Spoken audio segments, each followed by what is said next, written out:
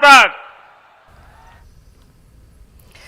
तो नाजरीन, मेरठ के लोगों को आज एक बेहतरीन तोहफा मिला है। अब आपको सीधे लिए चलते हैं लखनऊ के बाद और 2012 तक जितना सरकार के कारखानों से उत्पादन होता था बिजली का, उससे दुगना उत्पादन करने का काम समाजवादी ने किया है।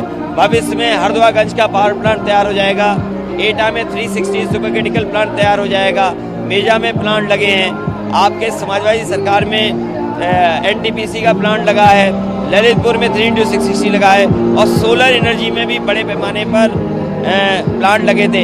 ये सब बिजली अगर तैयार कर देती है सरकार तो शायद आज उत्तर प्रदेश की सस्ती बिजली होती और भविष्य में ये कारखाने जब बन करके तैयार हो जाएंगे तो 300 यूनिट हमें सबकी माफ करनी है, वहीं सिंचाई भी माफ होगी।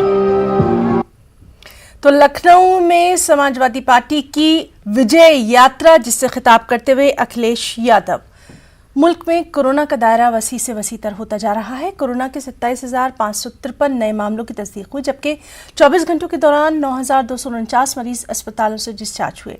24 घंटों के दौरान 284 अफराद कोरोना से फौत हुए। मुल्क में 1,22,801 एक्टिव मामले हैं। दूसरी जानिब ओमिक्रॉन के मामलों की तादाद 1,525 तक जा पहुंची है।